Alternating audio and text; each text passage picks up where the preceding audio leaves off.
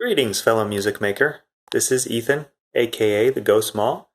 I make 80s and early 90s retro synth pop and soundtrack style music. And in this video, I just wanted to quickly, sort of off the cuff, address something that I've been talking to some of my musician friends about recently that I think applies to all of us. I think it's really important. And so, yeah, I just decided that I would grab my phone and make a quick video just giving my thoughts about it because it's definitely something that has affected me and something that I've had to adjust as I've gone through my life and my music career. And that in particular has to do with our physical health. So when you really come to think about it, no matter what instrument you play, no matter what part of the music industry you work in, your body is an integral part to what you do. Whether you're a guitarist, a trumpet player, a vocalist, a drummer, your body is really a part of your instrument. And therefore, if your body is not in good health, you will not be able to function optimally as a musician. And that goes also for folks who work either exclusively or additionally in engineering and recording and mixing, because at the very minimum, if even if you're not a performer, your ears are integral to your work.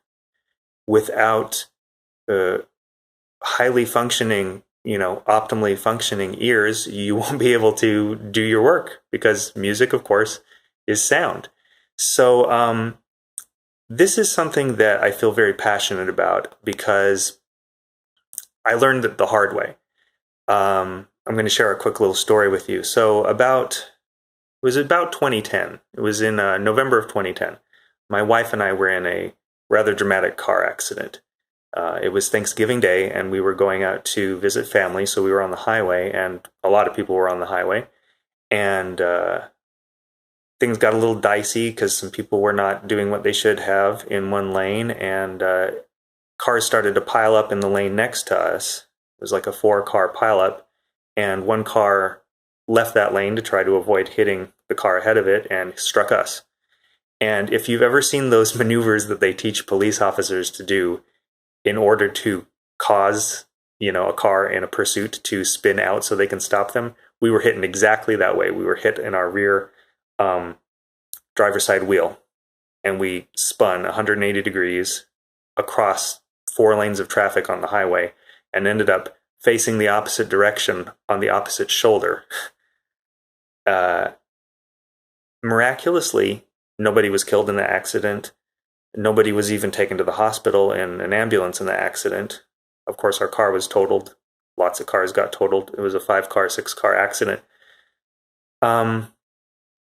But we thought we were okay. And then come to find out, 5 or 6 months later, and of course we've all heard these stories, if you're in an accident, go get checked out because you might be injured and not know it. You might have whiplash or something. But we thought we were okay, and we thanked the lucky stars that we survived and managed to make it out of that. But about 5 or 6 months later, I started to have pain in my right shoulder and my neck. And to sort of cut to the chase, that kicked off a many, many year journey for me, battling chronic pain and sort of an elusive hidden injury that I still deal with to this day. And it all came to a head about 2.5 years ago, after living with the pain and having sought help from various doctors and chiropractors and sort of being misdiagnosed. I ultimately found out when the pain just suddenly got so bad. One day I moved the wrong way, and not only did the pain, just the agonizing pain that was always with me, increase 100-fold, but my right arm went numb. And so I finally, out of necessity, because I was in such pain, I was unable to sit, I was unable to sleep. I actually went almost 2 weeks with almost no sleep because I simply couldn't do it. Anyway, I went and got an MRI, and they found out that what was going on for me was, spinal injury that most likely had come from when I hit my right side on the door of the car. I was in the passenger seat that many, many years ago. And so what this meant for me was that finally, of necessity, I had to start a journey of addressing a very serious problem with my body that was debilitating in every way and that made it so I literally couldn't play music. It took me the better part of a year going to intensive physical therapy to finally address this. And I thought I was going to need surgery. I thought I'd never be the same. But miraculously, I found some extremely well-trained and well-educated and compassionate physical therapists, and they guided me through the process of getting back to functioning.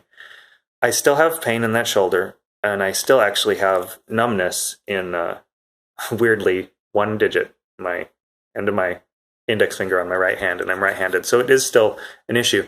But I was lucky that I was able to find the right help. I was lucky because I waited too long. I should have addressed it much more seriously, much earlier. So what does this have to do with music? Well, like I said, during that period of time, for the better part of a year, I was unable to play my music at all. As I went through physical therapy about 3-4 months in, I started to be able to sort of hammer out very bluntly sort of chords on a keyboard again. But I had initially been a guitar player, much more than a keyboard player. But because of the numbness in my arm, which, thanks to the physical therapy, gradually receded from being my whole arm down to just my forearm, down to just part of my hand, down finally to just my finger, and then to the end of my finger, I eventually was able to start going back playing the guitar as well, but I had lost so much ability. It was astounding. And, this is the portion that you hold a pick with.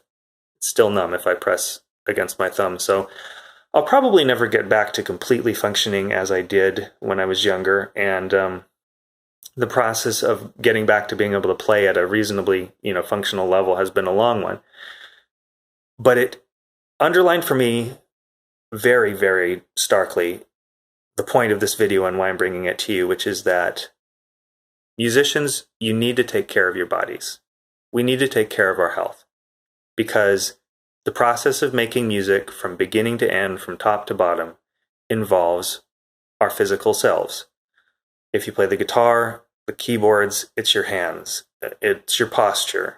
If you play a wind instrument, obviously it's your breath, it's your lungs, it's your same thing goes for vocalists. The whole body, I'm a singer as well, the whole body is implicated in singing. And in fact, when I was taking some really wonderful voice lessons, in the midst of sort of that 5-6 year journey of increasing chronic pain with my shoulder, it seriously affected my ability, because it affected my ability to draw deep breaths because of the pain.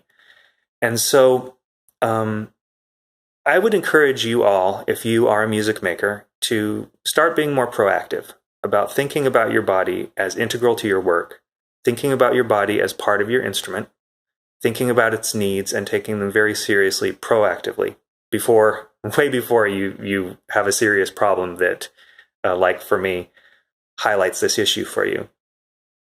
So that's the issue. But here's what I would encourage us all to do. First of all, think about what your particular needs are. And there's going to be some that are for all of us. I mean, we need to be taking care of our health by doing regular exercise just to have stamina, if you're a performer in particular. But also if you're not a performer, if you have one of the more sedentary roles in music making, like if you're a producer or a mix engineer or something, and you sit at a computer most of the day, the computer posture is a huge contributor to chronic pain for all of modern societies. This sort of hunched in way that we are with our phones, with our keyboards, is really deleterious to spinal health and the cause of many, many forms of chronic pain. But also, of course, you can gain weight. That's something that's happened to me. It actually is a consequence of some of the medicine I was taking for the chronic pain. It's something that I battled a bit and have tried to bounce back from. And sitting at a desk for many, many hours producing music or mixing music, for 4 or 5 hours at a time, that definitely mitigates against that. So get up and move once an hour, 5 minutes, 10 minutes, stretch. If you are an instrumentalist and you use your hands, learn proper stretching exercises for your fingers, for your arms. For vocal warm-ups, before I even begin warming up my voice, I go through 5 to 10 minutes of larger overall stretching of my body. So proper warm-up techniques, frequent breaks for your ears, like I said, no matter what role you are, no matter what instrument you play, even if you don't play an instrument and you have an engineering role, your ears are vital. And as I've gotten older, I've taken that much more seriously. I monitor at low levels, especially because I use headphones a lot because of my living arrangement, my home studio. Monitor at low levels. You can turn up for a moment if you need to sort of check bass response or something, but monitoring at low levels, and I can address this in another video maybe later, also has a lot of benefits actually from a listening perspective, but protect your ears that way. If you play live, use proper ear protection. It may not be cool, it may not be sexy, but having a long, successful career because you protected your ears certainly is. And I think that it goes without saying that our bodies and our minds are deeply connected. And I think mental health is an issue that I probably will address in a completely separate video, rather, because it's very important for musicians as well, all artists. Certainly has been in my life. I have lots of stories to tell about that. But the more you take care of your body, the better off you'll be mentally as well, and the more creative you'll be able to be. So, and that also entails things like staying hydrated, staying well fed, consider your diet, sleep well. I think that for a lot of creative people, I know for me, I was talking with someone about this yesterday, sleep can be a difficult thing. A lot for all of my life, since I started writing songs at about 14, about 25 years ago, oftentimes my most productive hours were like between 10 p.m. and 3 a.m. That's when I've written a lot of songs, and that is true. And it's undeniable, but what's also undeniable is that you might have a big creative spurt and then be really kind of unable to work very well to finish up a project for a day or two after because you're sleep deprived. So you're shooting yourself in the foot. One of the best things I've been able to do for my overall productivity, musically and otherwise, has been to establish better sleep patterns. And when I can adhere to that, I find out that I'm fresher, I'm more creative when I do sit down, I get more done more quickly, and overall the output is greater. So yeah, so that's about all I wanted to say. Just again, to underline that musicians, your body is your most vital tool. It's part of your instrument, it's part of your work. You need to protect it, you need to care for it. Try to do it proactively so that you don't have to go through some kind of crisis like I did to have it hammered home. You've got to take care of this. I may never play the guitar again as I used to. I've had an easier time with keys, and I've gotten a lot of my facility back, and actually maybe even have moved beyond where I used to be. But part of my shift from being a primary guitar player to being a primary keyboard player, aside from the music I'm working on now and retro sort of synth side kinds of sounds, was necessitated by that.